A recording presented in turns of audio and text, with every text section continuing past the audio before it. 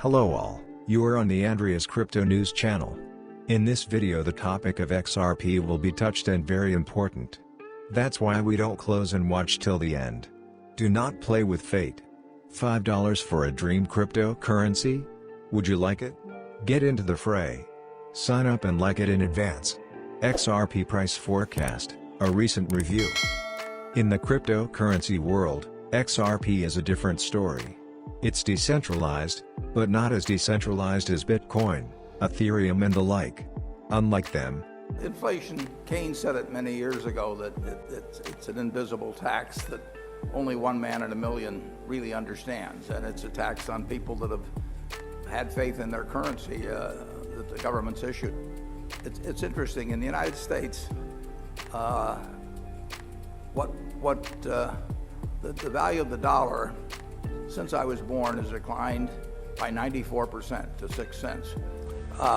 So inflation appropriate for XRP. There's a lawsuit hanging over Ripple right now. A group of people are saying that XRP and Ripple are sort of tied together, and that XRP could be considered an unregistered security. What would you say to them? Well, it's pending litigation, so I'll probably be a little bit muted on the topic. Suffice it to say, we don't think it has merit.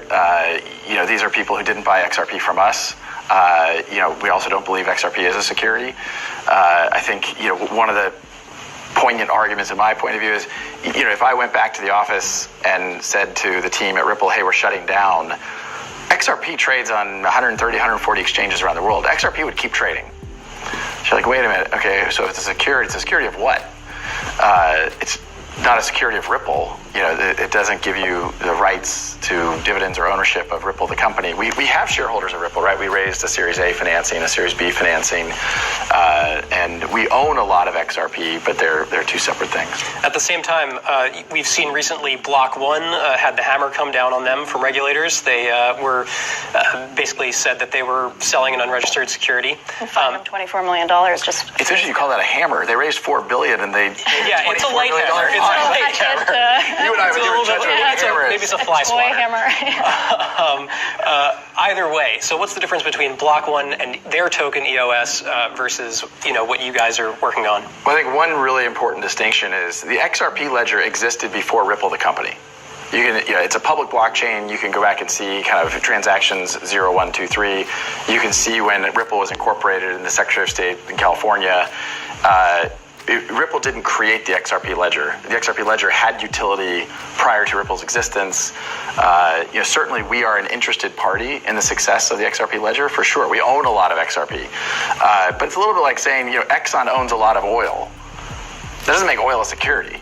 Exxon's clearly interested in how to, we can argue about the health of the, I'm not here to debate carbon emissions. Climate crisis, you want to get into that? This is an example I wanted to choose here, but suffice it to say, Exxon cares a lot because they have a lot that they're relatively unfamiliar with or new, and it's just an interesting activity, being a financial regulator and sitting in your chair. So, when you think about the technology and the challenges that poses, how do you go about the business of identifying and keeping your eye out for the risks, again, not just or associated with the product, but with the technology itself as it becomes either commoditized or infiltrates the traditional financial marketplace? Well, again, we're for innovation. So really in more mature areas like use of the cloud or artificial intelligence, there continues to be challenges of how regulators look at those things. Does the cloud represent a higher degree of cyber risk? Is artificial intelligence, if you use it, do you perhaps violate concepts of fair lending or disparate impact that are concepts the CFPB has? So all these are questions that really need to be solved. So I consider that kind of the crypto's kind of the new thing. The core fintech are sort of established processes that have gotten to some stage of maturity, but still need increased level of maturity for regulation. So that's why in that report we kind of separated the two. One, we weren't finished with the digital asset work, so we weren't ready to publish on it. And two, those reports were Treasury recommendations. They weren't interagency, so we did sort of make an effort of triangulating with other regulators, but they were really our thoughts. We had the pen. So that's, so really the excluding digital assets from that report is just a matter of, if that report was a year from now, it would have been integrated. But I do think it's important to look at the nature of fintech, and these are fairly traditional, addressing fairly traditional financial services needs. It's sort of, in some ways, a disruptive marketing technique. It can be a disruptive credit analysis technique. Speed to market innovation can be quicker, but it's largely sort of overlapping with what we would all consider traditional financial services. Crypto, digital, blockchain technology is like a whole nother step. So I guess the first thing is to get the first phase right, and I think we put out a framework that we're moving forward on. I think on refer to this as the Enron of the crypto space. This has been picked up by Forbes. I have to ask you, Tone, what has been going on? I know, I wish Forbes would have reached out for an official comment, but yeah, Forbes did pick it up. It was a little bit more of a joke, but but that's what happened. That's what happened in Enron. Enron was pretty much cooking the books, and they had a fake instrument. They were selling these contracts on energy, but there was nothing there. It was all just smoke and mirrors. And that's how I see the Ripple token, and I've always explained it that way. There's absolutely no reason for this token to exist. There's no reason to add a very volatile currency, and Ripple is insanely volatile. Ripple just dropped 20% in a single day the other day when it fell from 30 cents down to 26 cents.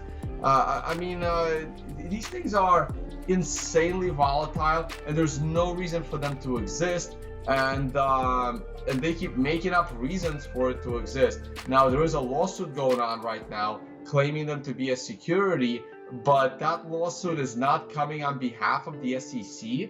That lawsuit is coming on behalf of an individual, so it's not exact. I don't really know what's going to happen there. We do cover it on the Bitcoin Law Review, and yeah, I know one of the lawyers didn't like the fact that I call everything a scam, but I would have given Forbes a more official comment. But yeah, the Ripple token is a really, really sad situation where it was created back in 2012 or so, just to make money, basically. And now the company has spent the last 6 years trying to disassociate itself from this token, while at the same time trying to make up any reason for it to exist. On a final note, Tone, I do want to ask you. So 3 to 5 years is tricky. If you'd said 30 years, I think I could give you a more accurate vision. I think 3 to 5 years has a lot of dependencies on, does our economy reopen in the next 6 months? What happens with the presidential election? What happens with China on various immediate issues of national security? So, but what I would say is, if you kind of assume a steady state on all of those things, what I think will happen is